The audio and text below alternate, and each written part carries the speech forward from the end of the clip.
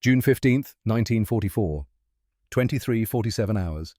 15,000 feet over Normandy, France. The radar scope glowed green in the darkness. Elliot Brennan watched the sweep circle for the 100th time that night, his eyes aching from the phosphorescent light. Chicago seemed like another lifetime now.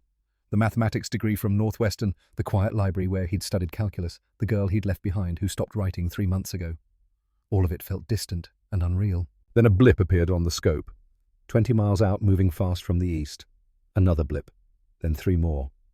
5 contacts total, bearing 090 degrees altitude, 15,000 feet speed, 180 knots. Brennan's pulse jumped. His voice came through the intercom steady despite the adrenaline flooding his system. Contact. 5 aircraft. Bearing 090, range 20 miles, Angels 15.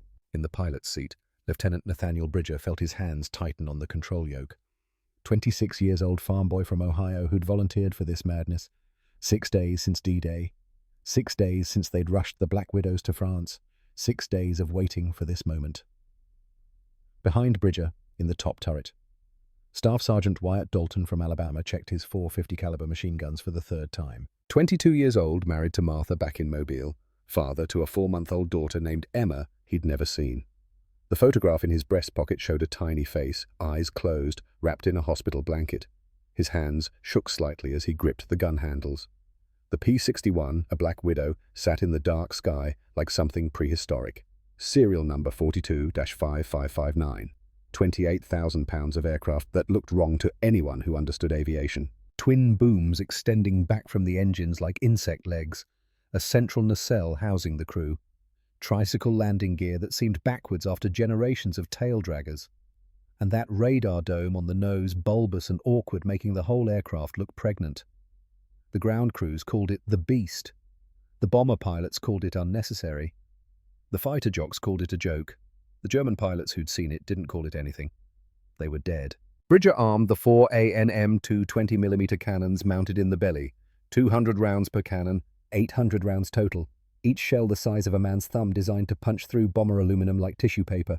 Armor-piercing rounds to penetrate the aircraft structure. Incendiary rounds to ignite fuel tanks. High-explosive rounds to detonate inside the target. Together they could put 200 pounds of steel and explosives on target in a 3-second burst. One good burst could cut an aircraft in half. The twin Pratt & Whitney R2800 engines rumbled steadily, 18 cylinders, each 2,000 horsepower per side, 4,000 total horsepower driving the Black Widow through the night sky. The whole airframe vibrated with barely contained power. Everything about the P-61 was excessive. Excessive weight, excessive firepower, excessive complexity, but excessive was exactly what they needed. Bridger pushed the throttles forward. The Black Widow accelerated smoothly, climbing slightly as the huge wings bit into the thin air. 300 miles per hour, 320, 340. In the darkness, they were invisible. No navigation lights, no formation lights, no exhaust flames thanks to the flame dampers installed on both engines. Just 28,000 pounds of death moving through the European night. Range 18 miles, 17, 16. Brennan called out the countdown, his voice calm, mathematical. He'd trained for 18 months on the SCR-720 radar set, learning to read returns, filter false echoes, track multiple targets simultaneously. The radar could see 5 miles in clear conditions, less in rain or heavy clouds. But tonight the sky was clear and the German bombers showed up on his scope like they were lit by searchlights. 15 miles. 14. 13. The Germans were Junkers Ju-88 bombers. Fast, twin-engine aircraft capable of 300 miles per hour, armed with multiple machine guns. Veteran crews who'd been hitting the invasion beaches every night since June 6th. They were coming to bomb the supply ships again, to disrupt the Allied buildup, to kill American soldiers before they could get off the beaches. 12 miles, 11, 10. Bridger turned slightly, positioning the Black Widow for an approach from below and behind. The bomber's blind spot. The German night fighters had taught this lesson over Britain in 1940 and 1941. Come from where the rear gunners can't see you. Get close, kill quickly, disappear before anyone knows you're there. 9 miles, 8, 7. At 6 miles, Bridger could see them. 5 dark shapes against the slightly lighter sky, flying in loose formation, probably from Kampfgeschwader 6, based in Belgium. Good crews, experienced. They'd survived years of combat over Britain, Russia, the Mediterranean. They knew their business. They had no idea death was approaching from below. Bridger throttled back slightly, matching their speed. The gyroscopic gun sight on his instrument panel glowed softly, a revolutionary piece of technology combining radar ranging with ballistic computation. It calculated lead, automatically compensating for target speed, aircraft speed, ammunition, ballistic trajectory, even gravity drop. All Bridger had to do was put the illuminated reticle on the target and squeeze the trigger. 5 miles, 4, 3. At 2 miles, Bridger could see the blue exhaust flames from the Junkers Jumo engines, 12 cylinders per engine, liquid-cooled, designed for reliability over performance. The bombers droned on unaware. No defensive maneuvers, no gunners searching the darkness below them. They thought they owned the night. They were wrong. Range 1 mile. Brennan's voice remained steady. Target locked! Range 0.9 miles! Closure rate 200 knots! At 800 yards, Bridger centered the illuminated reticle on the lead bomber. He could see individual panel lines on the fuselage now. The black German crosses on the wings. The glazed nose where the bombardier sat, probably looking down at the dark French countryside, planning his bomb run. 600 yards, 500, 400. Bridger's finger curled around the trigger. His breathing slowed. The world narrowed to the gun sight, the target, the moment. At 400 yards, he fired. The night exploded. 4 streams of 20mm shells converged on the Junkers. 750 rounds per minute per cannon. 3,000 rounds per minute total. 50 shells per second hammering toward the bomber at 2,800 feet per second. The tracer rounds looked like glowing baseballs floating through space, lazy and gentle. But they were moving faster than most rifle bullets, and each one carried enough explosive power to blow a man's torso apart. The first shells hit the left engine. The Jumo 1211 engine simply disappeared in a spray of aluminum fragments and burning fuel. Pistons, crankshaft, cylinder heads, all transformed into shrapnel in a fraction of a second. The next shells walked across the fuselage. Each impact was a white flash, brief and brilliant. Armor-piercing shells punching through the thin aluminum skin. High-explosive shells detonating inside the crew compartment.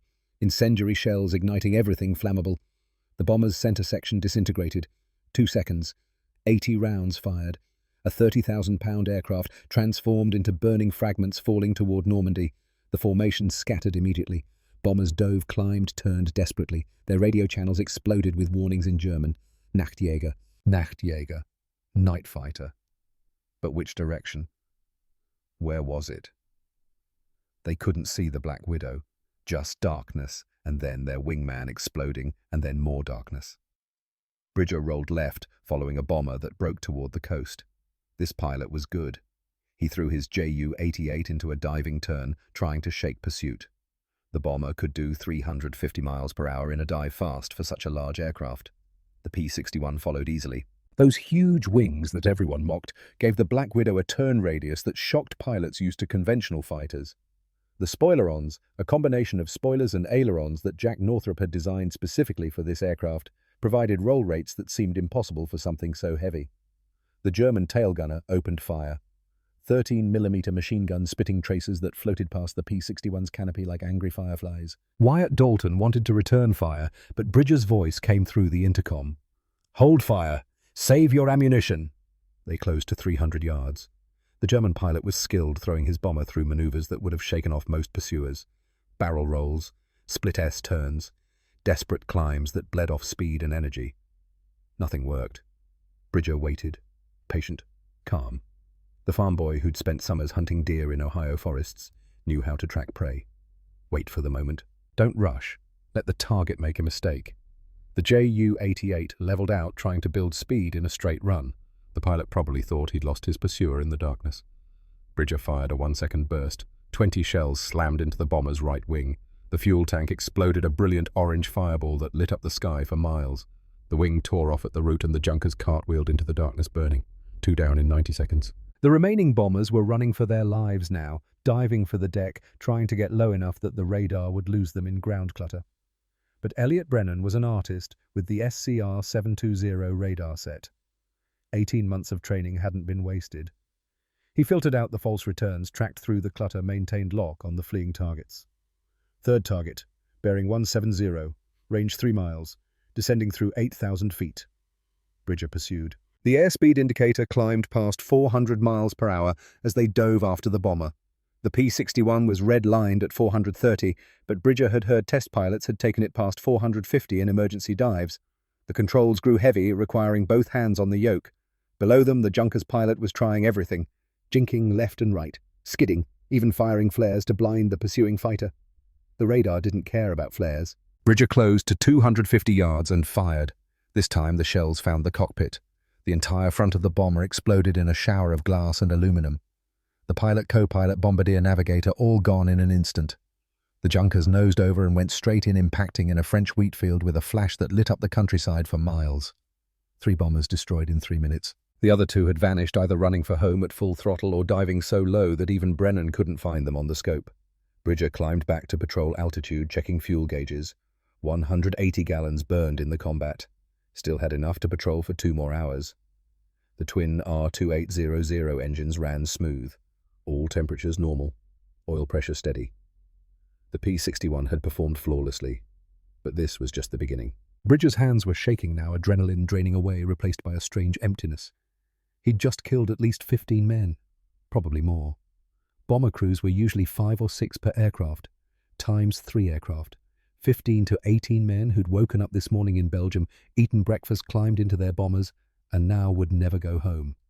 He felt nothing about it. That scared him more than the combat. Wyatt Dalton's voice came through the intercom, excited, almost boyish. "Did you see that, sir? 3 kills, 3. They didn't even know what hit them." Bridger didn't respond immediately. He was thinking about the bombardier in that first Junkers, the one he'd seen through the glazed nose right before firing.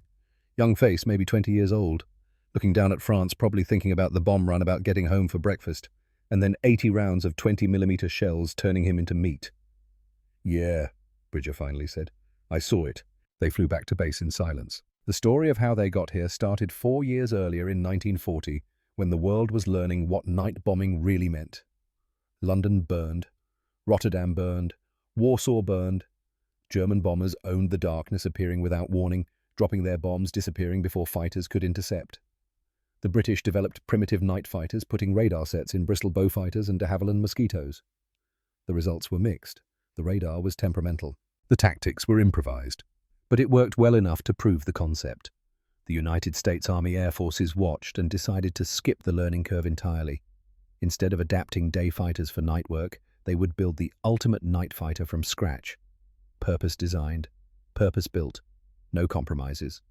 Northrop Aircraft got the contract in January 1941. Jack Northrop was known for radical designs. The P-61 was radical even for him. While everyone else was building single-engine fighters or trying to mount radar on existing aircraft, Northrop started with a clean sheet of paper and asked a simple question. What does a night fighter actually need first radar? Not an afterthought bolted onto an existing airframe, but integral to the design. The SCR-720 radar set would be housed in the nose with the antenna behind a streamlined dome, range 5 miles, coverage 360 degrees. The radar operator would sit behind the pilot, surrounded by his scopes and controls, able to track targets while the pilot maneuvered. Second firepower. Overwhelming, devastating firepower. 4 20mm cannons firing 750 rounds per minute each. 800 rounds of ammunition total.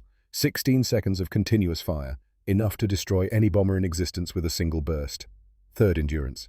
Night fighters needed to patrol for hours, not minutes. The P-61 would carry enough fuel for 6 hours of flight time. It would loiter in the darkness, waiting, hunting, killing. Fourth performance. It had to be fast enough to catch bombers, maneuverable enough to dogfight if necessary, stable enough to be a good gun platform, reliable enough to operate from rough forward airfields. The design that emerged looked like nothing else flying. Twin Pratt and Whitney R2800 engines mounted on long booms extending back from the wing. A central nacelle for the crew. Tricycle landing gear for better visibility during ground operations. A remote-controlled gun turret on top carrying 450 caliber machine guns, and that radar dome on the nose. The first prototype flew on May 26, 1942. Test pilot Vance Breese took it up from Northrop's facility in Hawthorne, California, and immediately discovered problems. The tail buffeted so badly he thought it would tear off. The elevator fabric actually rippled in the airflow, flexing and bowing. When Breese attempted a loop to test high-G maneuvers, the elevator fabric ripped away completely. He barely recovered, fighting the controls all the way down to an emergency landing. Back to the drawing board. They reinforced the tail structure, added spoilers to control airflow, changed the tail design entirely twice, strengthened the elevators and replaced fabric with aluminum, added stall strips to the wing leading edges, modified the engine nacelles. by the time the P-61 was ready for production. It was 1943 and the urgency had decreased. The tide of war was turning. The Luftwaffe was weakening. Maybe they didn't need a specialized night fighter after all. Then came the invasion of Italy. September 1943. American and British forces landed at Salerno. The Germans counterattacked viciously, and every night Luftwaffe bombers hit the beaches. Junkers Ju-88s. Dornier DO217S, Heinkel HE111S. They bombed the supply dumps. They bombed the ships offshore. They killed soldiers who'd survived the landing only to die in their foxholes. The Navy lost destroyers to bombing. The Army lost precious supplies. And the Allied air forces had no effective way to stop it because they had no night fighters that could find the bombers in the darkness. The P-61 Black Widow suddenly became the most important aircraft in development.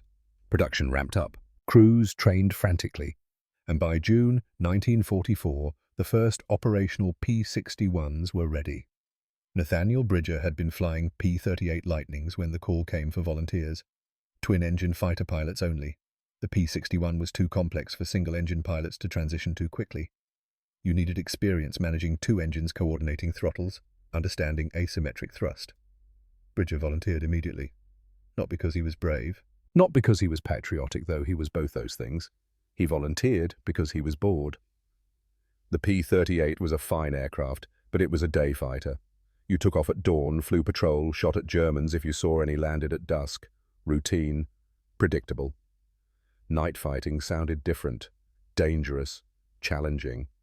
He had no idea what he was getting into. The training took place at Hammerfield in California. 6 weeks of intensive instruction, learning the P-61 systems. The engines, the hydraulics, the electrical systems, the radar, the armament. Understanding the aircraft's quirks and limitations. Practicing approaches, gunnery, emergency procedures. And learning to trust your radar operator completely. That's where Bridger met Elliot Brennan. 24-years-old mathematics degree from Northwestern, 18 months of specialized radar training. Brennan could look at a radar scope and calculate intercept geometry in his head, adjusting for target speed, wind, drift, altitude differences. He'd scored in the top 2% of all radar operators in training, but he'd never been in combat. Neither had Bridger, if he was honest with himself. He'd flown patrols over England and France, but he'd never actually shot at anyone, never had anyone shoot at him. The war had been theoretical until now. Their third crew member was Wyatt Dalton. Alabama farm boy, dirt poor, joined the Army Air Forces to escape poverty and prove he was worth something. Gunnery school, top of his class, calm under pressure, good eyes, fast reflexes. He'd married his high school sweetheart Martha right before shipping out, and she'd gotten pregnant immediately. Their daughter Emma was born while Dalton was in training. He'd never seen her except in photographs. He carried her picture everywhere. The three of them flew their first training mission together on a cold February morning in 1944. Bridger in the pilot seat, Brennan at the radar, Dalton in the top turret. The brief was simple: intercept simulated targets, practice radar approaches, don't crash. Bridger was skeptical. The P-61 looked wrong, ungainly. The tricycle landing gear felt backwards. The long booms made it seem fragile. The weight, 28,000 pounds empty, seemed excessive for a fighter. But when he pushed the throttles forward and felt 4,000 horsepower wake up, his skepticism began to fade. The Black Widow accelerated like something half its size. The huge wings, 66 feet of span, generated massive lift. They climbed to 10,000 feet in 4 minutes faster than most day fighters. The controls were heavy but responsive. The spoilerons gave roll rates that seemed impossible, and when Brennan locked onto a simulated target and guided Bridger into position, when everything came together and the guns fired and the target drone exploded, Bridger understood. This wasn't a fighter trying to be a night interceptor. This was a night interceptor that could fight if it had to. The difference mattered. Over the next 4 months, they flew 100 training missions, learning to work together. Brennan calling out ranges and bearings, Bridger maneuvering into position. Dalton watching for threats. They developed a rhythm and understanding that went beyond words. But the other pilots remained skeptical. The bomber crews called the P-61 unnecessary. They had their own defensive armament. They flew in formations for mutual protection.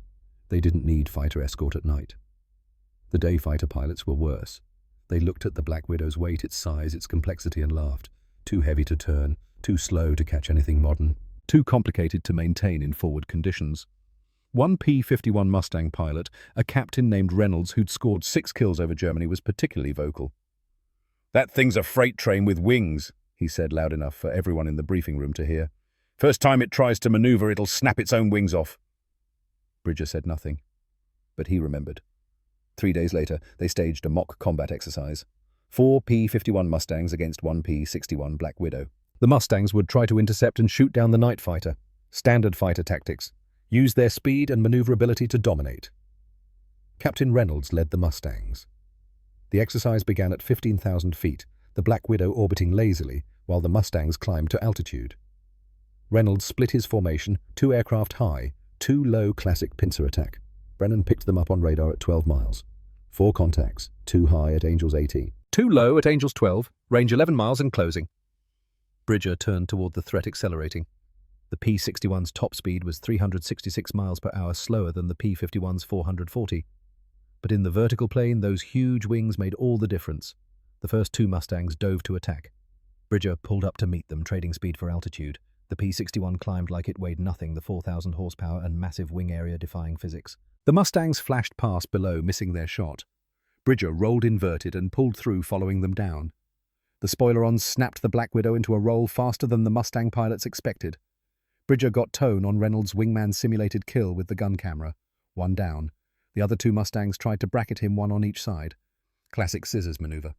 The P-61 should have been trapped too slow to disengage, too heavy to outturn them. Bridger chopped power on one engine and firewall the other. Asymmetric thrust. The Black Widow snap-rolled, reversing direction instantly. Got tone on the second Mustang. 2 down. Reynolds and his remaining wingman tried different tactics. Speed. They dove away, building velocity planning to come back with energy advantage. But Brennan was tracking them on radar. He called out their position continuously. Bridger knew exactly where they were, even when he couldn't see them. When they came back, Bridger was waiting. Head-on pass. Closure rate 800 miles per hour.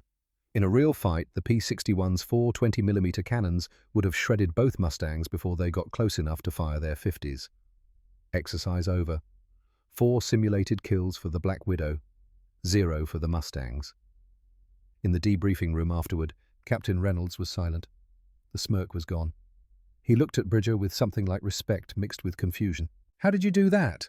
That thing weighs twice what a Mustang does. It shouldn't be able to maneuver like that." Bridger smiled. "It can't dogfight.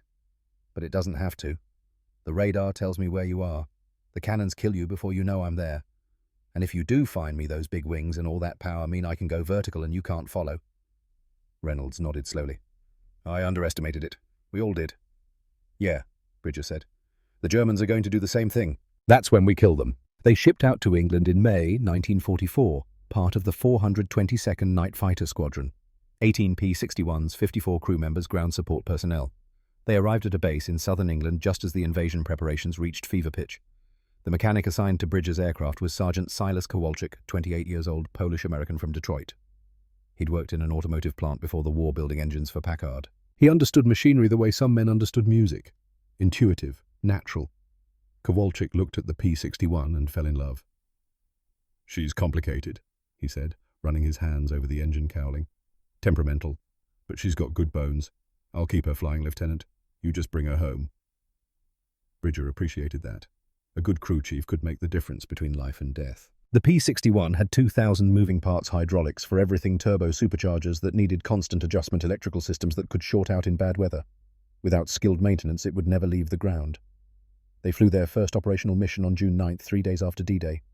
Patrol over the English Channel, watching for German bombers trying to hit the invasion fleet. 8 hours of flying, circling in the darkness. Brennan staring at his radar scope until his eyes burned. No contact. Clear skies. They landed as dawn broke, exhausted and disappointed. "When do we get to shoot at someone?" Dalton asked. "Soon," Bridger said. "The Germans are regrouping. They'll come." He was right. On June 12th, they moved to France to a hastily prepared airstrip just inland from Omaha Beach. Dirt runway tents for quarters, fuel drums stacked everywhere. The sound of artillery was constant rumbling like distant thunder. The Germans bombed them the first night. Ju-88s came in low and fast, dropping bombs on the airstrip, trying to destroy the P-61s on the ground. Bridger and his crew scrambled, running for their aircraft, while explosions walked across the field. They got airborne, with bombs falling around them, Kowalczyk screaming at them from the ground to bring his airplane back in one piece. But they had no radar contact. The German bombers were already gone, running for home at maximum speed. "Next time," Brennan said, "next time we'll get them." June 15th, their 7th operational mission. 23:47 hours, 5 Junkers Ju-88s on Brennan's radar scope, and this time there was no next time. This time was now.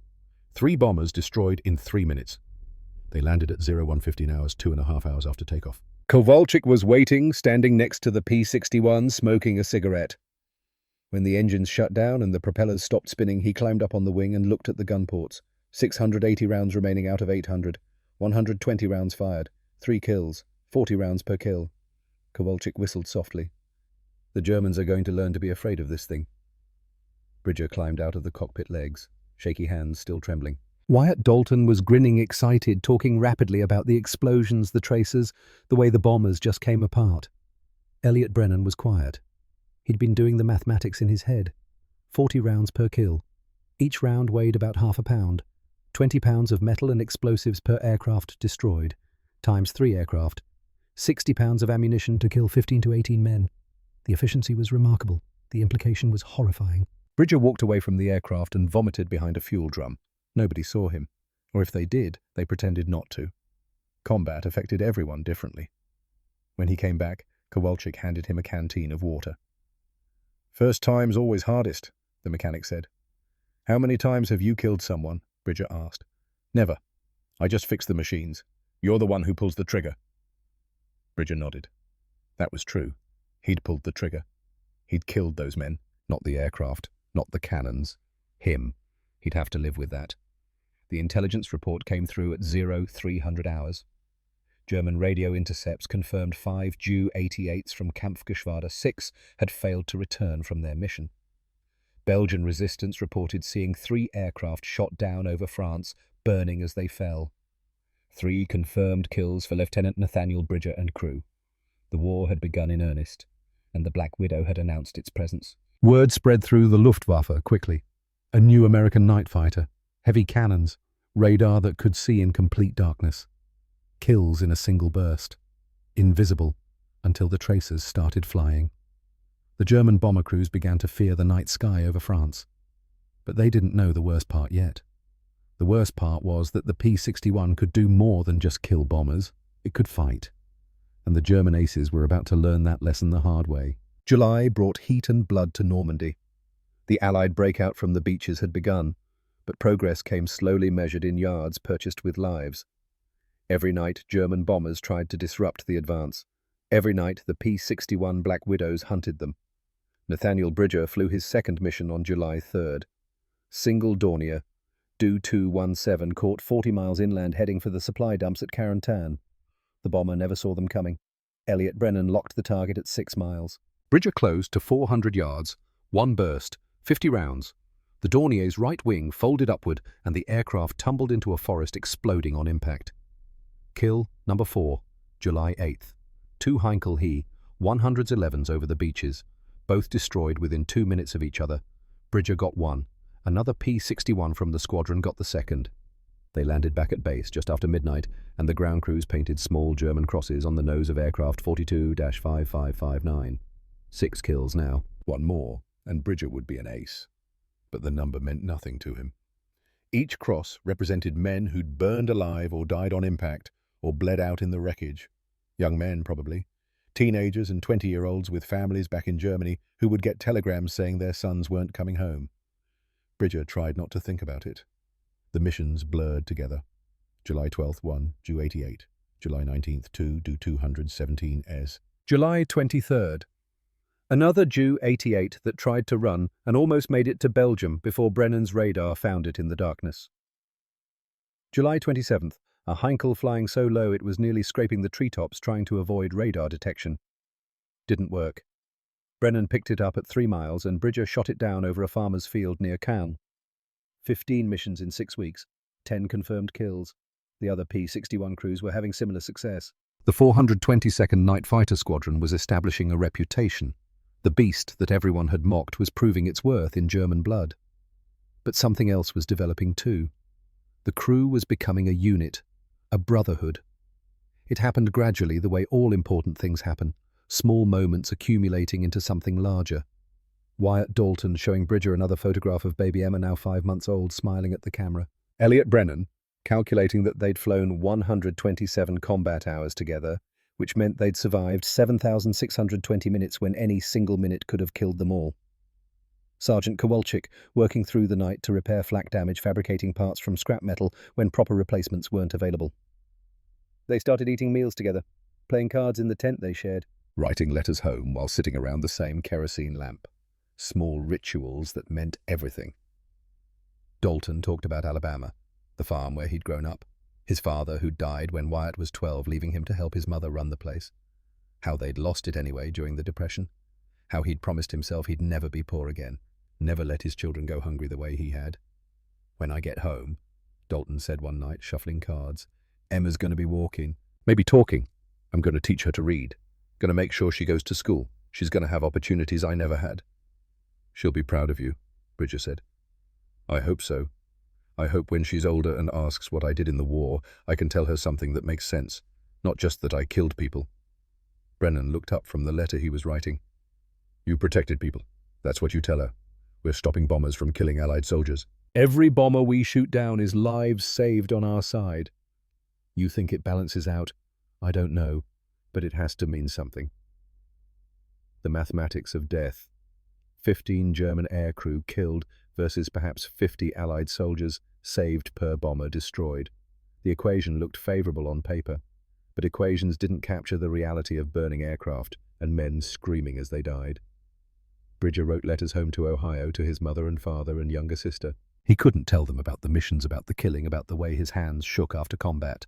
The censors would cut it out anyway. So he wrote about the weather, about the French countryside, about Brennan and Dalton, and how they were good men. He didn't write about the nightmares that had started, the dreams where he was the one in the bomber watching tracers float toward him, knowing death was coming and being unable to do anything about it. Early August brought a change in German tactics. They started sending their bombers in higher 30,000 feet, trying to get above the P-61's effective radar range. Didn't work. The Black Widow could climb to 30,000 feet, and the SCR-720 radar could track targets at that altitude if the operator knew his equipment. Brennan knew his equipment better than the engineers who'd built it. Then they tried low-level runs, bombers skimming the waves approaching the invasion beaches from the sea at 50 feet. The radar found them anyway. Brennan learned to filter out the sea, return the false echoes bouncing off the water. He could pick out a bomber at 2 miles, even when it was barely above the wave tops. The Germans tried electronic countermeasures. Chaff-thin strips of aluminum dropped from aircraft to create false returns on radar, primitive jamming equipment that flooded the radar frequencies with noise. Brennan adapted learning to see through the deception, finding the real targets among the clutter. Nothing worked. By mid-August, Luftwaffe bomber crews were refusing missions over Normandy. The word had spread. Das schwarze Gespenst, the black ghost. If you saw nothing but your wingman exploded, it was the P-61. If your radar warning receiver screamed but you couldn't see the attacker, it was the P-61. If you jettisoned your bombs and ran for home at maximum speed and barely made it back to Belgium, it was the P-61. The night sky over France belonged to the Americans now, but the Luftwaffe wasn't finished. They had one more card to play. They sent their aces. The intelligence brief came on September 1st, 1944. Major Wilhelm Krüger, Nachtjagdgeschwader 3, Night Fighter Wing 3, 43 confirmed kills over 4 years of combat. Britain, Russia, the Mediterranean, one of the Luftwaffe's best night fighter pilots. An expert in the Messerschmitt Bf-110G, the twin-engine heavy fighter that had dominated night combat since 1940. Krüger had been pulled from defending Germany against British bombers and sent to France specifically to deal with the P-61 threat. He'd studied the intelligence reports. American night fighter, twin engines, heavy, equipped with radar, 4 cannons. His assessment overrated. The Americans had built a bomber killer, not a fighter. Heavy aircraft were predictable, slow to respond, easy to outmaneuver. Krüger's Bf-110G weighed 15,300 pounds, almost half the P-61's weight. It had 2 Daimler-Benz DB605B engines, producing 2,950 horsepower total. Fast, nimble, deadly. Krüger was confident he'd shoot down the first P-61 he encountered. He was certain the American pilots were inexperienced, probably afraid. Definitely unprepared for a real dogfight against a veteran night fighter pilot. He'd fought British Mosquitoes. He'd fought Soviet P-3s. He'd fought modified American bombers trying to intercept German night raiders. All of them had died. The P-61 would be no different. On September 2nd, Kruger moved his Bf-110G to an airfield near Brussels, Belgium. He briefed his radar operator, Feldwebel Hans Dietrich, who'd been with him for 2 years. They'd developed an almost telepathic understanding. Dietrich would find the targets. Kruger would kill them. "The American plane is large," Kruger told Dietrich. "Heavy. It will turn like a freight train. We approach fast. We kill it before the pilot knows we're there. Simple." Dietrich nodded. He'd seen Kruger kill 43 Allied aircraft. The American wouldn't be a challenge. September 3rd, 1944, 2100 hours. Kruger took off from Brussels, heading southwest toward the Allied lines. His Bf-110G carried two 30mm Mk108 cannons, firing 60 rounds per minute, and two 20mm Mg151 cannons, firing 750 rounds per minute. The 30mm shells could blow a fighter's wing off with one hit. The 20mm provided volume of fire. Combined with the FUG-220 Liechtenstein radar that could detect targets at 2 miles, it was a proven killing combination. Kruger climbed to 15,000 feet and turned his aircraft toward France, searching for prey. At the same moment, 150 miles to the southwest, Nathaniel Bridger was climbing through 12,000 feet in P-61, a serial number, 42-5559. Routine patrol, circle over the front lines, wait for Brennan to pick up German bombers on radar, intercept and destroy. Same mission they'd flown 23 times before. Bridger was tired. They'd flown the previous night too, and the night before that. 3 missions in 3 days. His eyes felt gritty. His back ached from sitting in the cramped cockpit. He wanted coffee and sleep and maybe a shower, though the facilities at the forward airfield barely qualified as functional. Wyatt Dalton was in the top turret fighting to stay awake. He'd been writing a letter to Martha before the mission telling her about Emma's latest photograph. 6 months old now, starting to crawl. He'd never seen her move, never heard her cry or laugh, just photographs and descriptions in Martha's letters. He'd promised himself he'd survive this war. He had to meet his daughter. Elliot Brennan was at his radar station, eyes on the scope, watching for contacts. The green sweep circled endlessly. Empty sky. No targets. Another quiet night. Then, at 21:37 hours, both radar operators picked up contacts simultaneously. Brennan.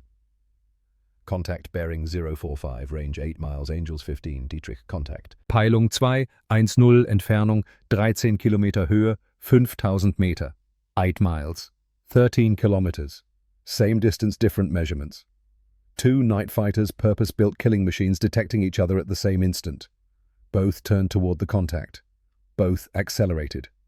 Kruger. American night fighter. Finally. Let's show them how real pilots fight. Bridger. German night fighter, probably Bf-110. Could be good. Stay sharp. Distance 7 miles. Closure rate 600 miles per hour. Both aircraft doing 300 closing head-on. 6 miles. Kruger pushed his throttles to maximum. The 2 DB605B engines howled, propellers biting the air, Bf-11 OG accelerating to 340 miles per hour. 5 miles. Bridger did the same. The twin R2800 engines roared 4,000 horsepower, driving the heavy Black Widow forward. 350 miles per hour, 360, 4 miles. Brennan's voice calm. Closure rate 600 knots. Time to contact 90 seconds. Dietrich's voice excited. Annäherungsrate 1000 Stundenkilometer Kontakt in 1,5 Minuten. 3 miles. Both pilots could see the faint glow of the other's exhaust now. 2 sets of twin engines burning blue-white in the darkness. Kruger expected the American to break off, to maneuver for position, to try to use his radar advantage. That's what the intelligence report said. American pilots were cautious, methodical. They didn't take risks. The American came straight at him. 2 miles. Bridger armed his 4 20mm cannons. 800 rounds ready. He'd fire everything if he had to. Kruger armed his weapons. 30mm cannons loaded with high-explosive shells. 20mm cannons loaded with a mix of armor-piercing and incendiary. 200 rounds total. Enough to shred the American aircraft. 1 mile. Closure rate, 880 feet per second. Visual contact. Both pilots could see the other aircraft now. Silhouettes against the slightly lighter sky. Twin-engine fighters closing at suicidal speed. Half mile. 3 seconds to contact. Both opened fire. The night exploded in tracers. German cannons, yellow-white flashes from the 30mm, red streaks from the 20mm. Shells the size of beer bottles and shells the size of a man's thumb, all traveling at 3,000 feet per second. American cannons, red-orange tracers from 4 20mm guns, 80 shells per second converging on the target point. A river of fire flowing through the darkness. The streams of tracers crossed each other like some deadly light show. Shell passing shell in the darkness, missing by inches, feet, yards. Kruger broke hard right at the last instant, pulling 6 Gs, the BF-110G groaning under the strain. He was certain he'd scored hits. He'd seen his tracers walk across the American's flight path. The P-61 had to be damaged. Dietrich was already working his radar, trying to reacquire the target for another pass. Then tracers flashed past their canopy from behind. Impossible.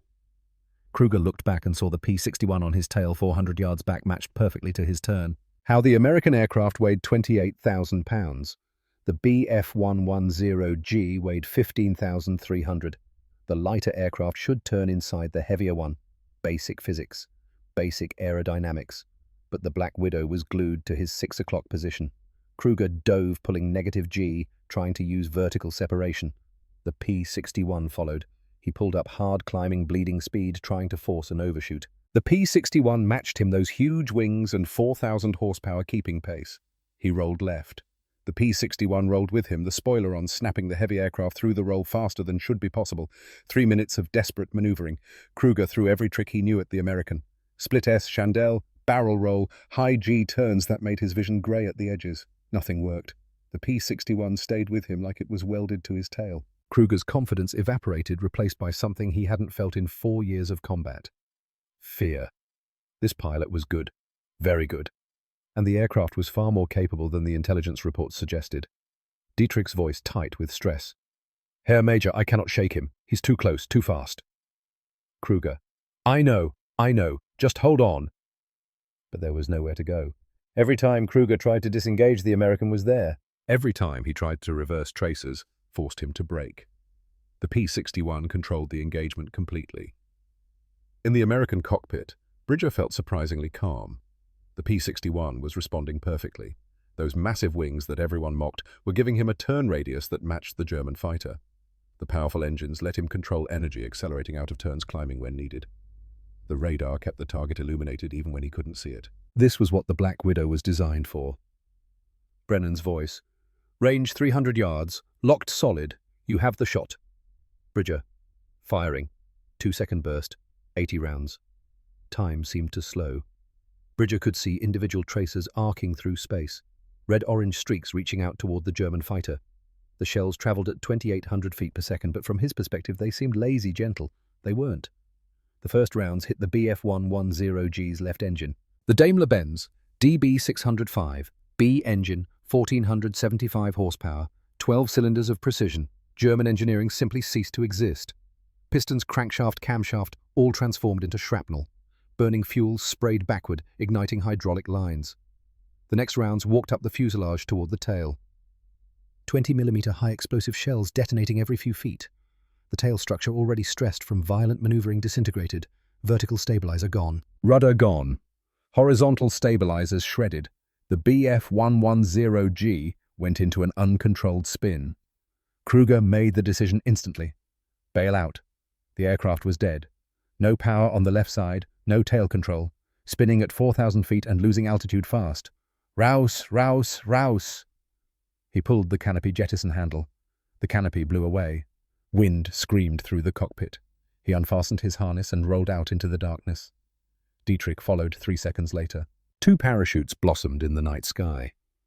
The BF-110G continued its death spiral, impacting in a French field 30 seconds later. The explosion lit up the countryside for miles. Bridger circled once, watching the parachutes descend. He could have strafed them, could have killed both men while they hung defenseless in their harnesses. Some pilots did that, called it justice for the bombing raids for the civilians killed for the war the Germans had started. Bridger didn't. They were out of the fight. That was enough. He turned for home. Kruger and Dietrich landed in a field near the village of Rethel. Canadian troops found them before dawn, separated them, began interrogation. Kruger's first question to the interrogator wasn't about his fate or the war, or anything tactical. The American night fighter. How does it maneuver like that? Something that heavy shouldn't be able to turn with a BF-110. The intelligence officer, a lieutenant from Toronto, who'd read the technical reports, smiled slightly. Spoilerons. Combination of spoilers and ailerons. gives exceptional roll control. Plus, those wings generate massive lift, and 4,000 horsepower means it can maintain energy in the vertical plane. You weren't fighting a bomber, you were fighting a purpose-built night fighter designed by someone who understood the mission requirements. Kruger shook his head. We underestimated American engineering. That was a fatal mistake. For you, yes. For 42 other Luftwaffe aircrew who've encountered P-61s, yes. The question is whether the rest of your Air Force will learn before it's too late. They wouldn't. Bridger landed at 01:15 hours. Kowalczyk was waiting as always, cigarette glowing in the darkness. How'd she do? Perfectly. Dog fought a Bf-110. German ace, probably. Shot him down. Kowalczyk climbed up to inspect the aircraft. Found 3 small holes in the left boom where German cannon shells had passed through without hitting anything critical. Hydraulic line, fuel line, control cable, all missed by inches. You got lucky. Yeah. Wyatt Dalton climbed out of the turret grinning. That was incredible. Did you see the way we stayed with him? He couldn't shake us. Elliot Brennan was quieter, running calculations in his head. They'd fired 80 rounds. At 750 rounds per minute per gun, that was 2 seconds of firing time. 2 seconds to shoot down an aircraft flown by a veteran pilot with 43 kills. The efficiency was remarkable. The implication was that they were getting very good at killing. The official confirmation came through channels 3 hours later. German radar operator captured near Rethel identified the pilot as Major Wilhelm Kruger, NJG 343, confirmed victories. American P-61 victory confirmed. Bridger's 10th kill. He was an ace now. Double ace, actually. The squadron commander wanted to throw a party, wanted to bring in photographers, wanted to make Bridger the poster boy for the night fighter program. Bridger refused. I don't want a party. I just want to do my job and go home.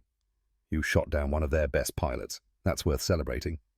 I killed a man who was probably very good at his job and had a family waiting for him in Germany. There's nothing to celebrate. The commander looked at him for a long moment, then nodded. Get some rest, Lieutenant. You've earned it. But Bridger couldn't rest. He lay in his bunk, staring at the canvas tent ceiling, thinking about the dogfight. Kruger had been skilled, experienced. He'd done everything right. And it hadn't mattered. The P-61 was simply better. Better radar, better firepower, better performance than the intelligence report suggested. Superior technology defeating superior experience. That should have felt like victory. Instead, it felt like murder with extra steps. September became October. The front lines moved east. The 422nd Night Fighter Squadron moved with them, operating from captured German airfields, from grass strips bulldozed out of French farmland, from anywhere they could find 5,000 feet of reasonably flat ground. The missions continued. Bombers fell. German aircrew died. The kill count climbed. But something new appeared in October. V-1 flying bombs. The Germans had been using them against London since June, terror weapons designed to kill civilians. Now they redirected them toward military targets. Antwerp, the port city in Belgium that was supplying the entire Allied advance. Every night, V-1s launched from sites in Holland, flying at 400 miles per hour at 3,000 feet, carrying 1,870 pounds of Amatol explosive. Each one that got through killed dozens of people, destroyed supplies, slowed the advance. The P-61s were tasked with hunting them. It was different from hunting bombers. The V-1 had no crew to kill, no pilot to fear death. It was just a machine following a programmed course. Shoot it down and you saved lives without the guilt of killing. But it was also more dangerous. The V-1 carried 1,870 pounds of explosives. Get too close when it detonated and the blast would tear your aircraft apart. Bridger developed a technique through trial and error. Approach from directly behind at the same altitude. Match speed. Fire from 400 yards. Then brake hard up and away, climbing to get above and beyond the explosion radius. The first V-1 he shot down was on October 4th. Brennan picked it up on radar, distinctive return signature, small and fast. Bridger closed to 400 yards, seeing the characteristic shaped stubby wings pulse jet engine on the tail breathing fire. 1 second burst, 20 rounds. The V-1's fuel tank exploded, and Bridger pulled up hard 4 Gs, feeling the pressure suit squeeze his legs to keep blood in his brain. The explosion happened 400 feet below and behind. The P-61 shook from the blast wave but stayed intact. 1 V-1 destroyed. Lives saved in Antwerp. October 11th, 3 V-1s in one night. Bridger shot down all 3, perfecting his technique. 400 yards, 1 second burst break upward. Kowalczyk calculated that they'd saved perhaps 200 civilians with those 3 intercepts. The mathematics of life now instead of death. It should have felt better. It didn't. Because on October 17th, the mathematics stopped mattering. On October 17th, the war became personal in a way it hadn't been before. On October 17th, everything changed. The mission brief was routine. Stuttgart, German rail yards. Intel reported increased Luftwaffe activity bombers staging through the area. P-61S would patrol intercept anything that moved. Bridger, Brennan and Dalton took off at 2200 hours. Fuel load 165 gallons. Ammunition 800 rounds. Weather clear, visibility good, but heavy flak expected over the target area. Wyatt Dalton climbed into the top turret before takeoff. He'd received a letter from Martha that morning. Emma was 6 months old now, starting to babble, making sounds that might be words. Martha had written, "She's trying to say Dada. I tell her about you every day. She's going to know her father." Dalton had read that letter 5 times, memorizing every word. He'd written back immediately, telling Martha he'd be home soon, telling Emma he loved her, even though she couldn't read yet. He carried both letters in his breast pocket as they climbed to altitude. 22:37 hours, 15,000 feet over Stuttgart. The German anti-aircraft batteries opened fire. 88mm guns, 105mm heavy guns, shells with contact fuses and proximity fuses and time fuses. They filled the sky with explosive death black smoke puffs that appeared without warning, shrapnel traveling at thousands of feet per second. The German gunners were good. They'd had years of practice. They bracketed the P-61 immediately. Shells bursting at 15,000 feet, then 14,800, then 15,200, walking their fire, adjusting for wind and altitude, trying to find the range. Bridger jinked left then right, changing altitude constantly, making himself a difficult target. A shell exploded 100 feet below the aircraft. Close enough to hear the detonation over the engine noise. Close enough to feel the blast wave rock the airframe. Shrapnel whistled past. Most of it missed. One piece didn't. A fragment from an 88mm shell. 3 inches long, half an inch wide, jagged steel that had been part of the shell casing before the explosion. It traveled upward at 2,000 feet per second, tumbling, losing velocity as it climbed. By the time it reached the P-61, it was moving at perhaps 500 feet per second. Still fast enough. It punched through the thin aluminum floor of the top turret, penetrated Wyatt Dalton's left thigh, severed the femoral artery. Dalton felt the impact, felt sudden heat, looked down and saw blood impossibly dark in the dim turret lighting spreading across his flight suit. His voice on the intercom confused more than afraid. I'm hit bad." Bridger. "How bad can you apply pressure?" Dalton tried, put his hands over the wound. The blood came through his fingers hot and slick. Too much blood. The pressure was wrong. Every heartbeat pumped more blood out through the severed artery. His blood pressure 120/80. Normal. Then 100/70. 90/60, 70/40. The human body contains 5 liters of blood. Dalton was losing it at approximately 1 liter every 2 minutes. Brennan unbuckled and climbed back toward the turret, trying to reach Dalton in the cramped space. The turret was designed for one person. Getting a second person in there to apply proper first aid was nearly impossible. He tried anyway. Bridger turned for home. 12 minutes from Stuttgart to the nearest Allied airfield. He pushed the throttles forward, both R2800 engines at maximum power. 360 miles per hour, 380. The P-61 wasn't designed for that speed in level flight, but he didn't care. 12 minutes. 720 seconds. Brennan got into the turret, found the wound, tried to apply pressure, but the fragment had hit deep and the artery was severed inside the thigh. Surface pressure wasn't enough. Dalton needed a surgeon, needed a hospital, needed it 5 minutes ago. Blood pressure 50/30. Dalton's vision started to grey at the edges. His hands felt cold. His breathing became rapid and shallow. 10 minutes to the airfield. Dalton's voice on the intercom, weak now, hard to hear. "Tell Martha. Tell Emma about me. Tell her Daddy loved her." Bridger. "You'll tell her yourself, Wyatt. You're going to be fine. Just hold on." But they both knew it was a lie. 8 minutes to the airfield. Blood pressure 30/20. Dalton's consciousness started to fade. The cold spread from his hands to his arms, his chest. His heart was racing, trying to maintain pressure, trying to circulate blood that was no longer there. 6 minutes. Brennan held Dalton's hand, talked to him, told him about Chicago, about the girl who'd stopped writing about anything to keep him conscious. Dalton whispered something. Brennan leaned closer. "Emma, tell her I wanted to meet her. Tell her I'm sorry." 4 minutes. Blood pressure 20/10. The human brain needs oxygen. Oxygen requires blood circulation. Without sufficient pressure, circulation stops.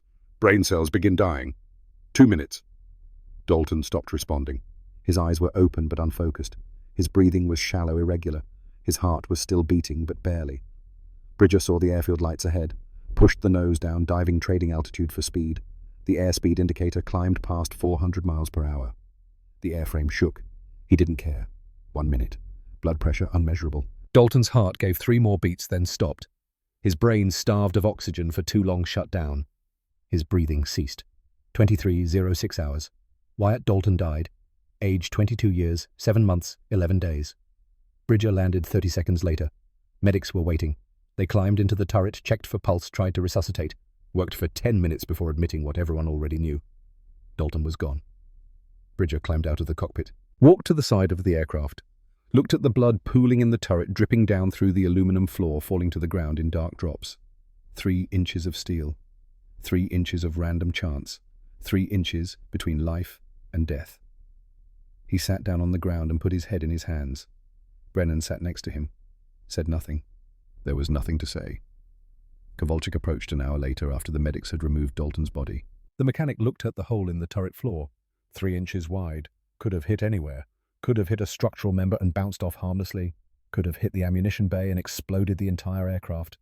Instead, it hit Wyatt Dalton from Alabama, father of Emma, husband of Martha, 22 years old, who'd survived 29 combat missions only to die from a random piece of shrapnel in the 30th.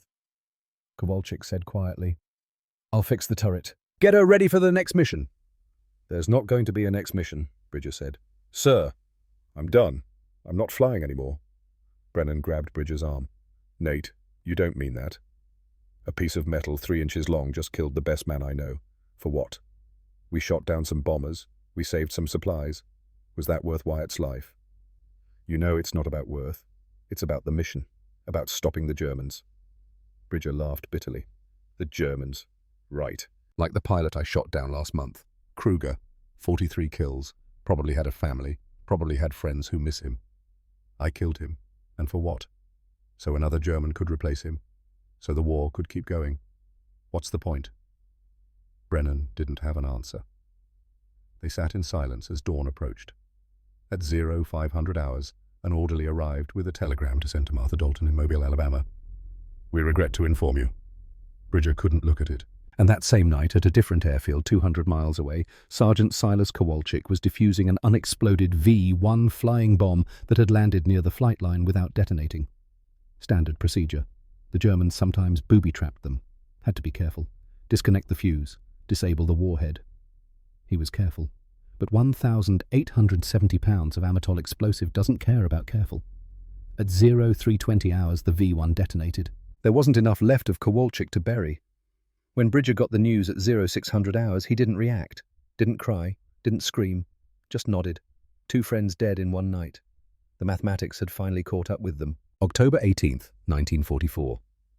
24 hours after Wyatt Dalton bled out in the top turret. 24 hours after Silas Kowalczyk was erased by 1,870 pounds of high explosive. They assigned a replacement gunner that morning. Bridger didn't ask his name, didn't want to know. The kid climbed into the turret that Kowalczyk had repaired the night before he died. The blood was gone. The 3-inch hole was patched. Fresh aluminum covered the spot where Wyatt's femoral artery had pumped his life away over 12 minutes. The aircraft had no memory, no grief, just metal and hydraulics waiting for the next mission. Bridger envied the machine. The mission briefing at 2200 hours was identical to every other briefing. German bombers staging through eastern France. Intercept and destroy. Protect Allied ground forces. Standard night fighter operations. Elliot Brennan sat beside Bridger in the briefing tent watching him.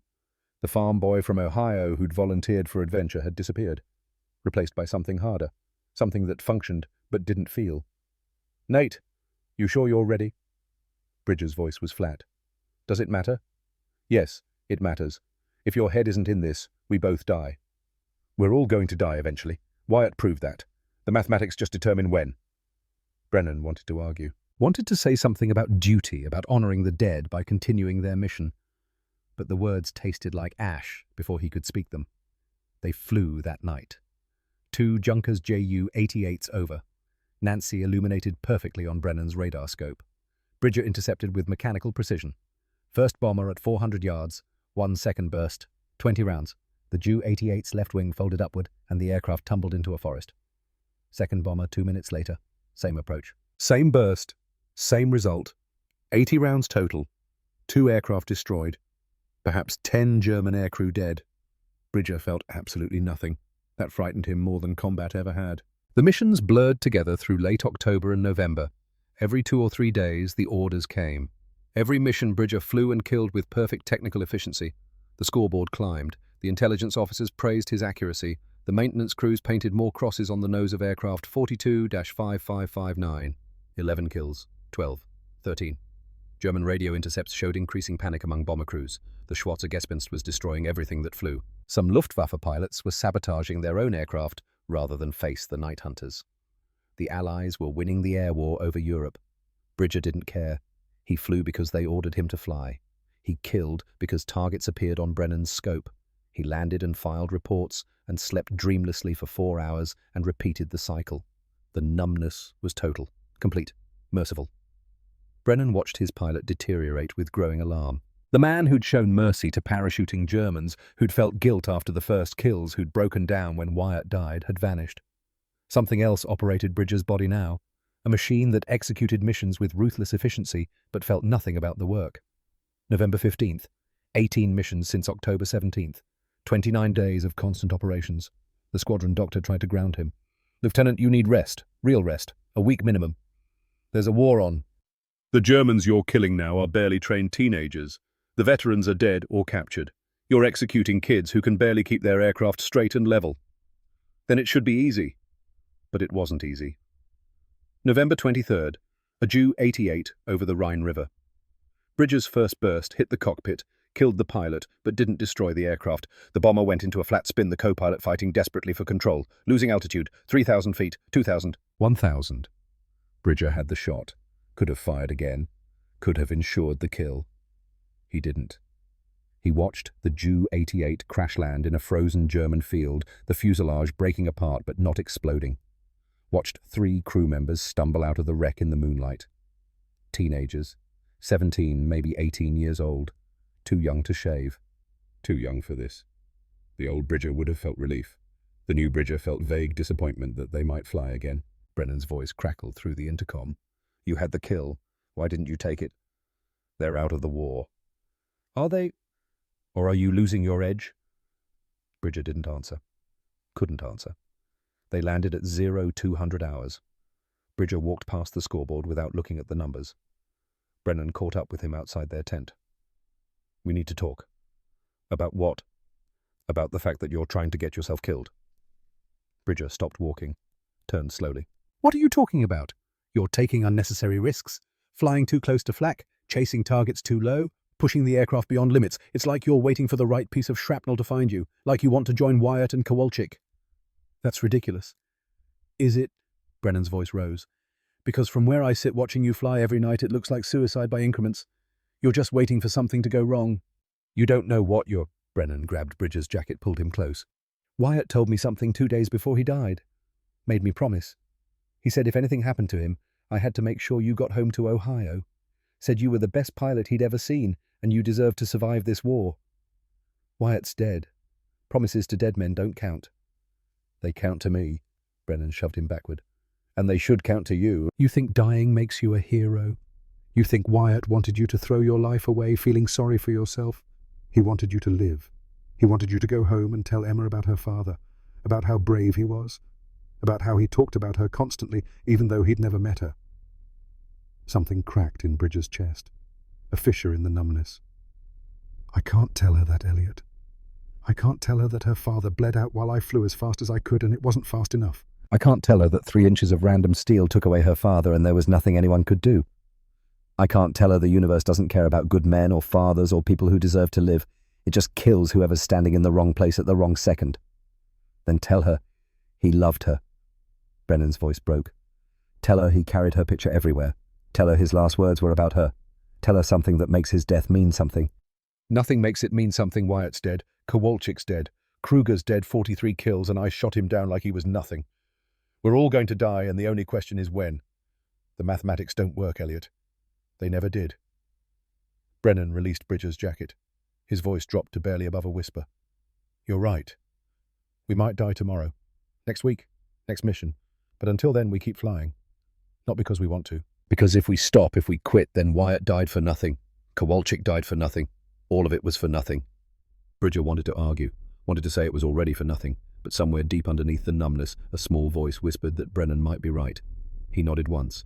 They stood in silence as dawn approached, and they kept flying. December 16th, 1944. The Germans launched their last desperate offensive in the West. Operation Wacht am Rhein, the Battle of the Bulge. 300,000 troops punching through the Ardennes forest, trying to split the Allied armies, trying to reach Antwerp, trying to change the course of a war they were losing. The weather turned apocalyptic. Snow and ice and fog, visibility near zero, temperatures well below freezing. The kind of conditions that killed aircraft as efficiently as enemy fire. But German bombers flew anyway, hitting Allied positions every night, and the P-61s hunted them anyway because someone had to. December 23rd, 0300 hours, the coldest night of the winter. Mission briefing was brief. Patrol the front lines. Stop anything German. Don't die. Bridger had flown 29 missions since Wyatt died. 66 days of hunting and killing. 66 days of functioning without feeling. The numbness had become comfortable, safe, a fortress against the grief and guilt. But fortresses have cracks. They took off into a snowstorm. Visibility 400 feet. Ice forming on everything. Temperature -20 Celsius. The P-61's de-icing boots cycled continuously, cracking ice away from the wings and tail, but new ice formed faster than the boots could clear it. At 12 miles, Brennan picked up a contact. Ju-88, 8,000 feet heading southwest toward Allied lines. Bridger turned to intercept. The aircraft responded sluggishly. Ice added weight. Destroyed aerodynamics. The R-2800 engines labored to maintain airspeed. 300 miles per hour. 290. 280. Range closing. 8 miles. 6. 4. The German pilot was good, experienced. He knew someone was hunting him. He jinked, changed altitude, tried to use the storm as cover. Brennan tracked him perfectly. Called ranges and bearings with mechanical precision. They'd done this so many times it had become reflex. 2 miles. Visual contact through breaks in the snow. The Ju-88 was a dark shape against white clouds. The German dove. Full power, nose down, running. Bridger followed without thinking. Altitude 7,000 feet. 6,000. 5,000. Airspeed increasing. 320 miles per hour. 340. 360. The P-61 shook. Ice broke away from the wings in chunks. The engines screamed. The Ju-88 leveled out at 500 feet, trying to break radar lock using ground clutter. Brennan filtered through the false returns. Target bearing 090, range 1 mile, altitude 400 feet. Bridger descended. 350 feet. 300. The bomber dropped lower. 250 feet. The pilot was desperate, using terrain trees, anything to shake pursuit. Bridger stayed with him. 200 feet above frozen German farmland, flying through a snowstorm at 320 miles per hour with visibility measured in dozens of yards. It was insane. He didn't care. Range closing. Half mile. Quarter mile. Brennan's voice suddenly changed. Urgent. Afraid. Terrain elevation increasing ahead. Pull up. Pull up. Bridger looked up from his instruments. Saw the radio tower. 1,000 feet of steel lattice stretching into the darkness. Red and white paint barely visible through the snow. Obstruction lights blinking. Dead ahead. 3 seconds away at 320 miles per hour. Time fractured into slow motion. Bridger saw the tower. Saw death approaching. Felt his hands on the control yoke. And part of him, the part that had died with Wyatt, the part that had broken when Kowalczyk vanished in an explosion, the part that couldn't forget pulling the trigger and watching men burn, part of him wanted to keep flying straight, wanted it to be over, wanted to stop carrying the weight. Brennan screamed, "Pull up!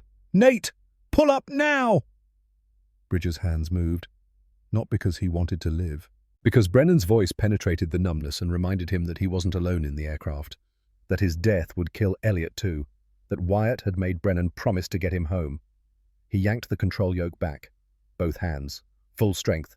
The P-61 responded instantly, nose coming up, climbing, the twin R-2800 engines howling at maximum power. The radio tower passed underneath. A ground observer later filed a report. Said he saw the Black Widow clear the tower with less than 50 feet of separation. Said he could count rivets on the belly.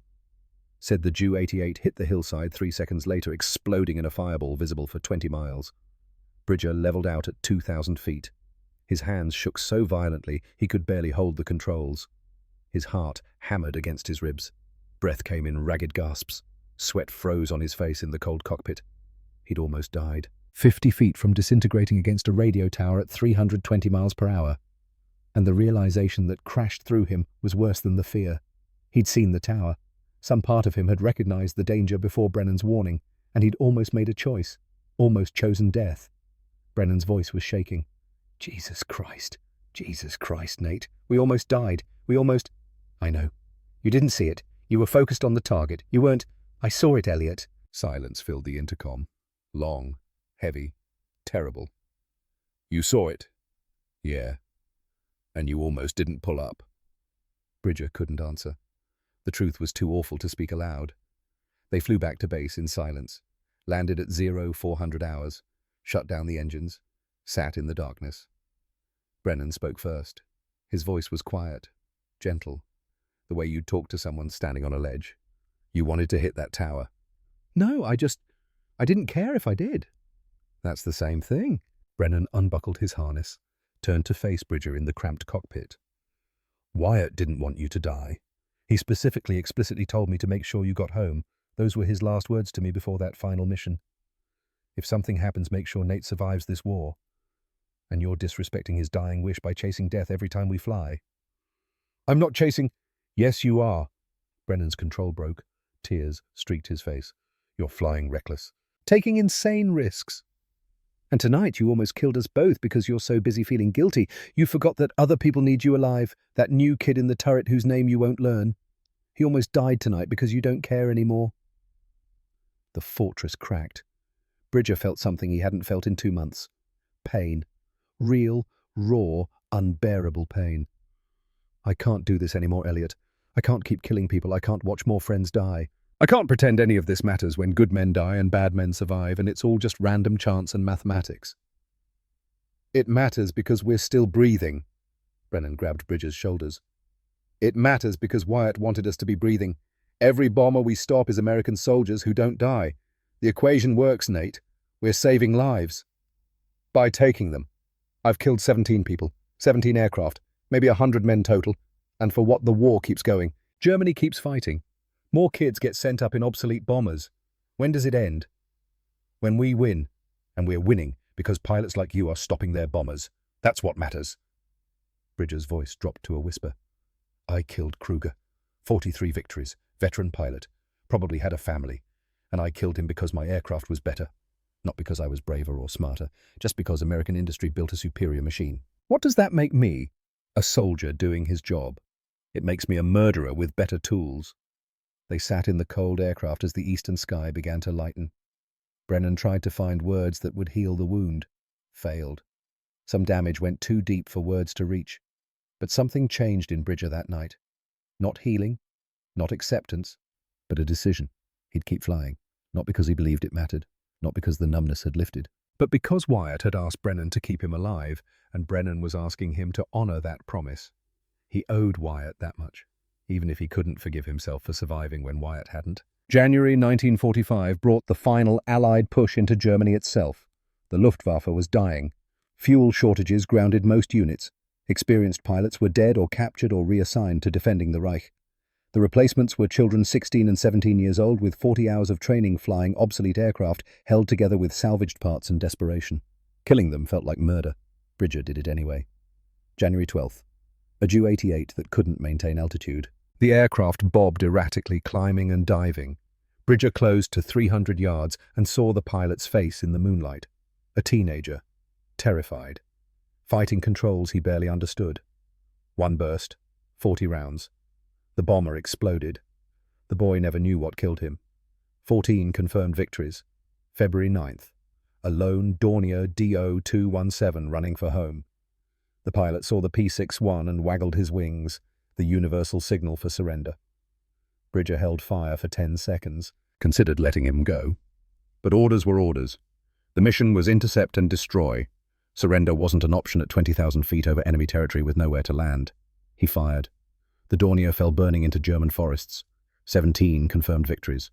Each kill felt worse than the last. Not because of guilt anymore. Bridger was past guilt.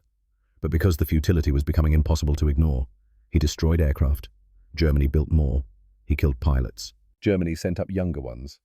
Nothing changed except the numbers on the scoreboard. The war would end when it ended. Not because of anything Nathaniel Bridger did, That truth was somehow more unbearable than the guilt had been. February 18th, 1945. 0200 hours. The mission that would end his war. Intelligence reported unknown aircraft operating near Frankfurt, possible night fighters, possibly bombers conducting special operations. Orders: investigate and engage if hostile. Standard patrol. Bridger and Brennan took off at 2100 hours. The routine had become automatic. Climb to altitude, circle, wait for contacts, kill whatever appeared. At 0215 hours, Brennan picked up a radar return. Single aircraft, bearing 270, range 8 miles, altitude 12,000 feet. Bridger turned toward the contact. IFF interrogation. Brennan transmitted the identification friend or foe signal. Allied aircraft were supposed to respond with proper codes. The return codes were wrong. German frequencies, German encryption. Send it again. Brennan sent the IFF pulse twice more. Each time, wrong codes came back. Contact ground control. Verify no friendly aircraft in this sector. Brennan made the radio call. Ground control confirmed no Allied aircraft scheduled in the area. Unknown aircraft was presumed hostile. Range 6 miles.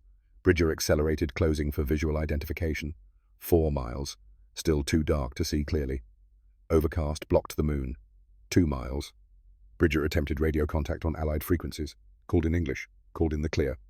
No response. The unknown aircraft continued straight and level. No defensive maneuvers. No attempt to evade. Either the pilot didn't know the P-61 was there, or believed he was safe. 1 mile. Bridger could make out a silhouette. 4 engines. Twin-tail configuration. Large fuselage. Everything about the profile matched German heavy bombers. Focke-Wulf FW200 Condor. Heinkel HE-177. Both used 4 engines. Both had twin tails. Wrong IFF codes. Flying from German-held territory. No response to Allied radio calls. Matching profile of known German aircraft. Every indicator pointed to hostile. Range 800 yards. Bridger armed his 4 20mm cannons. 600 yards. The target maintained course. No evasive action. 400 yards. Bridger centered the illuminated reticle on the target's center mass. 300 yards. Still no response. No defensive fire. No recognition signals. Bridger took a breath. Made the decision. This was his job. Intercept and destroy hostile aircraft. Protect Allied forces. He pressed the trigger. 2-second burst. 80 rounds of 20mm ammunition. High explosive, armor-piercing, incendiary. All converging on the target at 2,800 feet per second. The aircraft exploded. Massive fireball. Wings separated from fuselage. Tail section tumbling away. Debris scattering across 3 miles of sky. Bridger flew through the debris field. Metal fragments pinged off the P-61's canopy and wings. In the flash of the explosion, illuminated for perhaps half a second, Bridger saw clearly. Not a Focke-Wulf, not a Heinkel. 4 engines, twin tail, American star insignia on the wings, Boeing B-17 Flying Fortress. The world stopped. Bridger's hands froze on the controls. His mind refused to process what he'd seen, refused to accept it. B-17, American bomber, 4 engines, twin tail, just like the silhouette, just like Brennan's voice cut through the silence, confused, horrified. Was that... Did you see... That was a B-17. Bridger's voice came out as a whisper. Yes. We just shot down one of ours. Jesus Christ. We just killed... I know. Bridger's hands began to shake. Radio base. Tell them we engaged an unknown aircraft with wrong IFF codes. Tell them it was a B-17. Tell them we need immediate clarification. Brennan made the call. His voice cracked halfway through. They flew in automated circles while waiting for response. 5 minutes, 10, 20.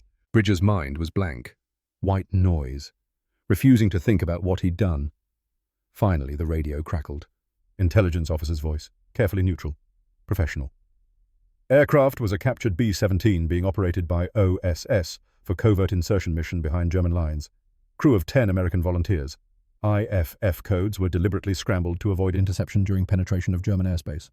Flight originated from German-controlled territory. This is standard protocol for black operations. Pause. Lieutenant Bridger, your intercept followed all proper procedures. Wrong IFF codes. German flight origin. No response to radio contact. Visual identification of 4-engine twin-tail aircraft in darkness is unreliable. You acted correctly based on available information. This incident will be classified as friendly fire due to operational security failure. You are not at fault. But Bridger knew better. 10 Americans. Dead. Not by German fire. Not by accident. Not by mechanical failure. by Nathaniel Bridges' decision to press the trigger. They landed at 0250 hours. Bridger shut down the engines and sat motionless in the cockpit. 15 minutes passed. 20. He couldn't make himself move. When he finally climbed out, the squadron commander was waiting. "Lieutenant Bridger, I've reviewed the incident report. Intelligence is correct. You followed procedure. Everything indicated hostile." The OSS shouldn't have scrambled IFF codes without informing Night Fighter Command. This was their failure, not yours. Bridger looked at him, really looked at him, saw the commander's mouth moving, heard words about procedure and protocols and operational security. None of it mattered. "I made the decision, sir. I pressed the firing button. 10 Americans are dead because of my actions. That's my responsibility. You made the correct decision based on available intelligence." Wrong codes. German origin. No radio response. What else could you have done? Not fired, waited, verified, forced them to land. Something. Anything except killing 10 men on my own side. In combat, hesitation kills lieutenant. You did your job. Bridger shook his head slowly. My job was to protect Americans. I killed 10 of them. I can't fly anymore, sir. I'm done. You're exhausted. You've been in continuous combat since June. 56 missions. Take a week off. Rest. We'll discuss. There's nothing to discuss. Bridger's voice was flat, final. I'm not getting in that aircraft again. I'm not killing anyone else. German, American, anyone. I'm done. The commander studied him for a long moment, saw something in Bridger's eyes that made him nod. Understood.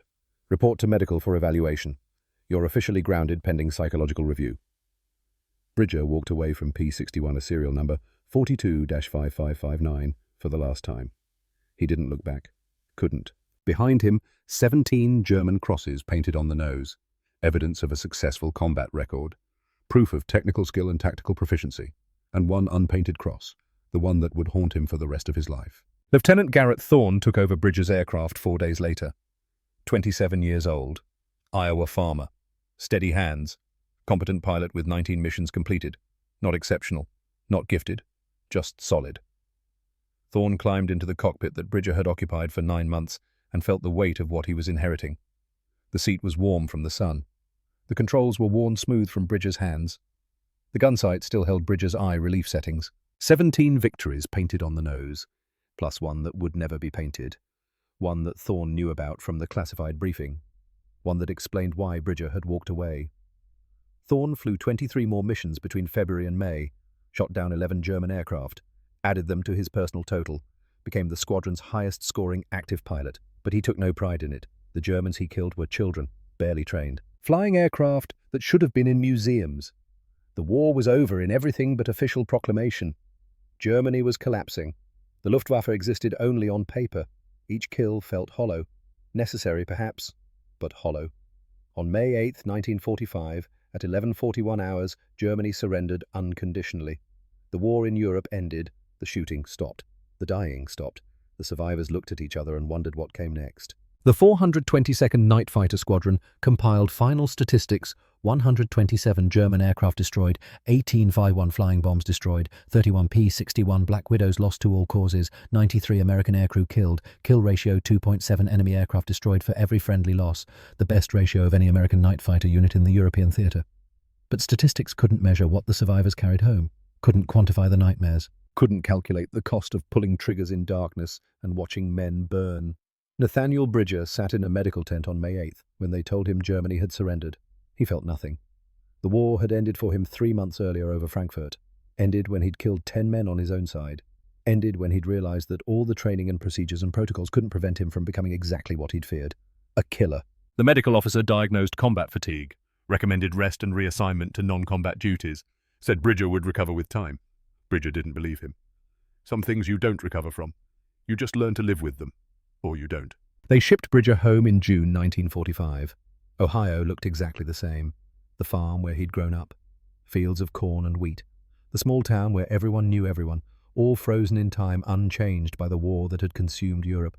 But Bridger had changed so fundamentally he barely recognized himself. His mother cried when she saw him. His father shook his hand and said he was proud. His younger sister asked if he'd killed any Germans. He walked away without answering. The farm was unbearable. After 9 months of Twinner 2800 engines roaring through his days and nights, the silence felt oppressive, threatening. He heard engines in the quiet, heard explosions, heard voices on the intercom. Tell Martha, tell Emma about me. Pull up, wrong IFF codes confirmed. 10 Americans killed. He lasted 6 weeks. In August 1946, Bridger moved to Cleveland. Got a job at the Glenn Martin aircraft plant building civilian planes. Small aircraft for businessmen and hobbyists. Clean work, honest work. Nobody died when he did his job correctly. He married Helen in 1948. Met her at a church social. She was kind and patient and didn't ask about the war. They had 3 children. Jack Jr. in 1949, Sarah in 1952, Michael in 1955. Bridger tried to be a good father, tried to be present for his children in ways Wyatt Dalton never got the chance to be present for Emma, tried to give them the childhood he'd lost somewhere over France. But part of him remained in that cockpit over Frankfurt, watching a B-17 explode, knowing he'd killed 10 men who trusted him to protect them. He never spoke about the war, not to Helen, not to his children, not to anyone. In 1967, Helen found his medals while cleaning the attic. Distinguished Flying Cross, Air Medal with 12 oak leaf clusters, European African Middle Eastern Campaign ribbon with 5 battle stars. All carefully wrapped in newspaper and hidden in a shoebox behind the Christmas decorations. She brought them downstairs, asked about them. These were from the war. Yes. Were you decorated? Were you a hero? Bridger looked at the medals for a long moment. I was a pilot who killed people. These are what they give you when you're good at it. But you fought for your country. You protected people. I killed 17 Germans and 10 Americans. The medals don't distinguish between them. Helen never asked again. The nightmares continued, 3 or 4 times each week, flying through explosions, seeing B-17 markings flash in firelight, watching Wyatt bleed out, hearing Kowalczyk scream as the V-1 detonated. Bridger woke screaming. Helen held him at first, eventually stopped asking what the dreams were about, eventually moved to a separate bedroom so his nightmares wouldn't wake the children. Some distances can't be bridged with love. In 1975, an invitation arrived.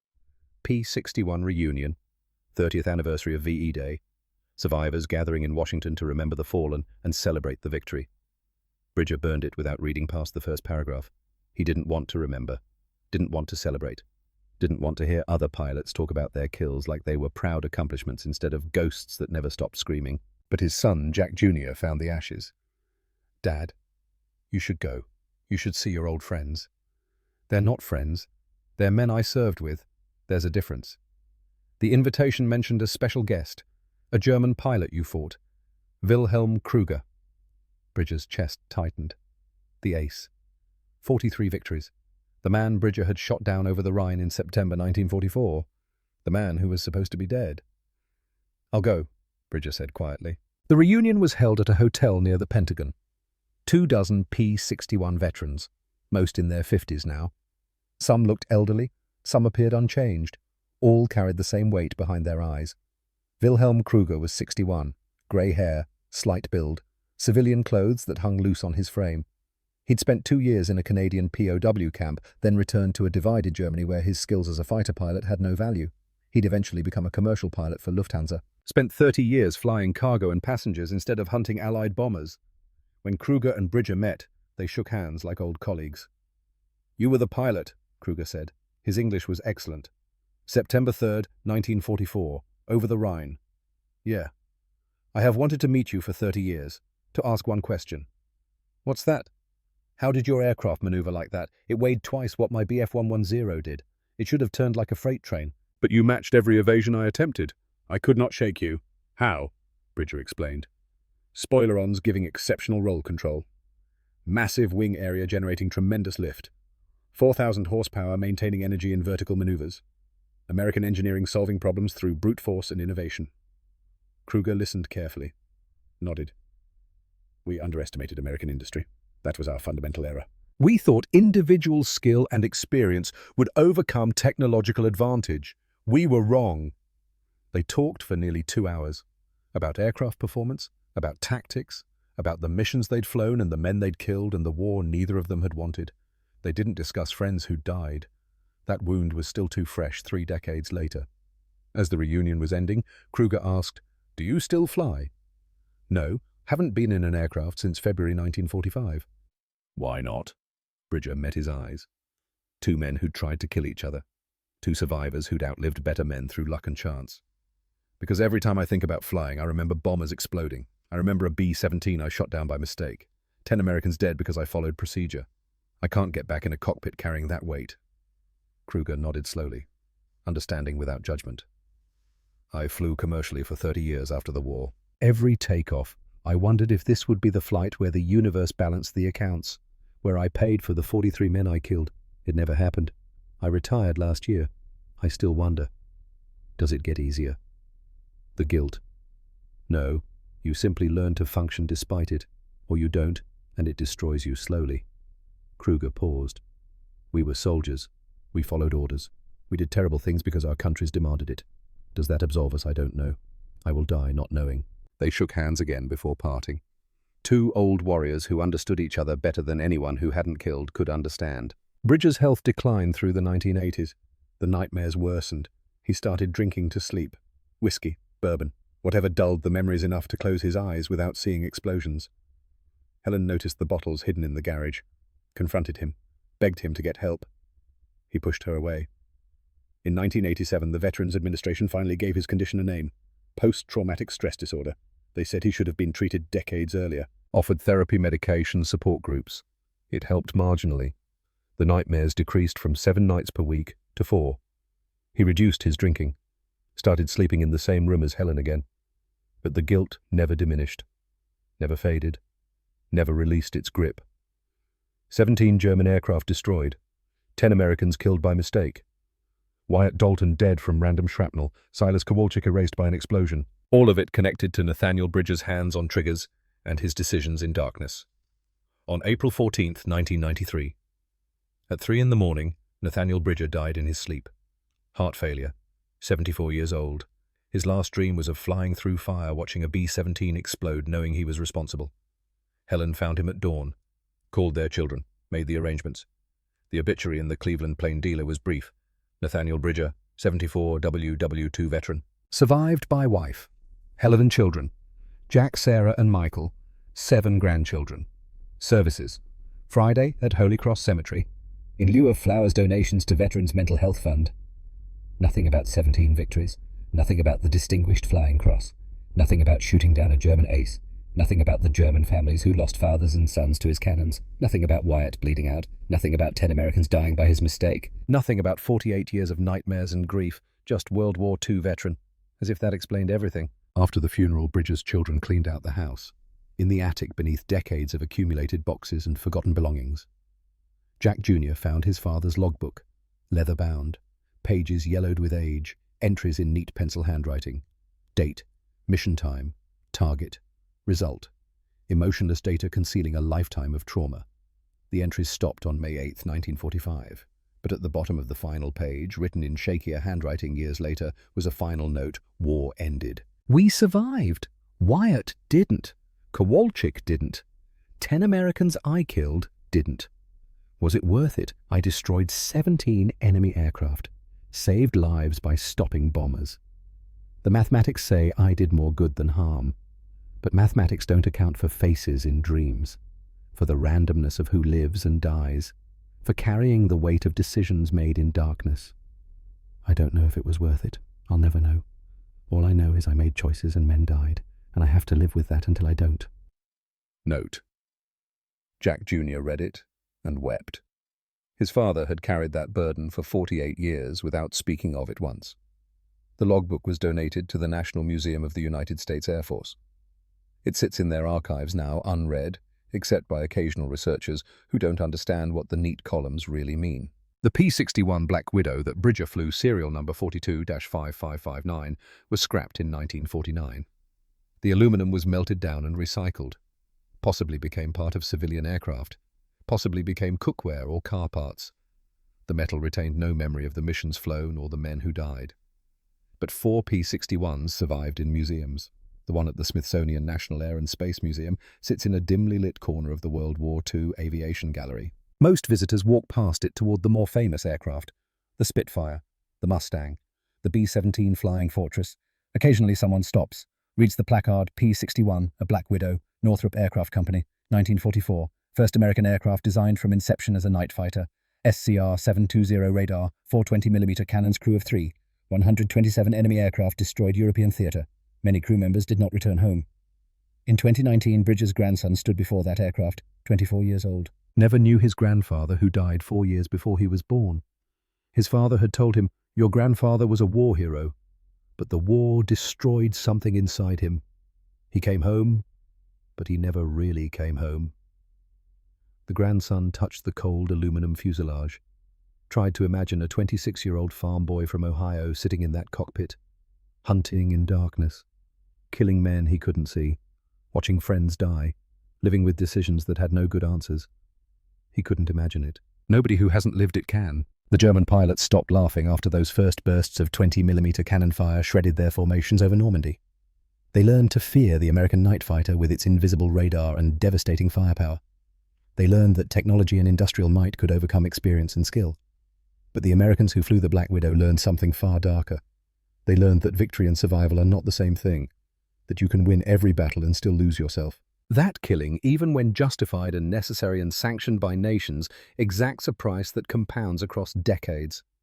Nathaniel Bridger destroyed 17 enemy aircraft and saved countless Allied lives by stopping German bombers from reaching their targets. By any objective measure, he was a hero. The medals proved it. The statistics confirmed it. He died believing he was a murderer. Maybe both things were true. Maybe that's the only honest way a warrior can die, knowing he did what was necessary, while never forgiving himself for doing it. The P-61 Black Widow was the most effective American night fighter of World War II. Superior radar, overwhelming firepower, better performance than anyone expected. But its true legacy isn't the 127 victories or the 2.7 kill ratio. It's the 93 American aircrew who died flying it, and the survivors like Nathaniel Bridger who spent the rest of their lives wishing they understood why they lived when better men didn't. If this story moved you, honor the memory of men like Nathaniel Bridger, Wyatt Dalton, and Silas Kowalczyk by sharing it. Share it so their sacrifices and their struggles are never forgotten. Remember, heroes aren't fearless. They're terrified, but they fly anyway. And sometimes the price of victory isn't death. It's living with what you had to do to survive.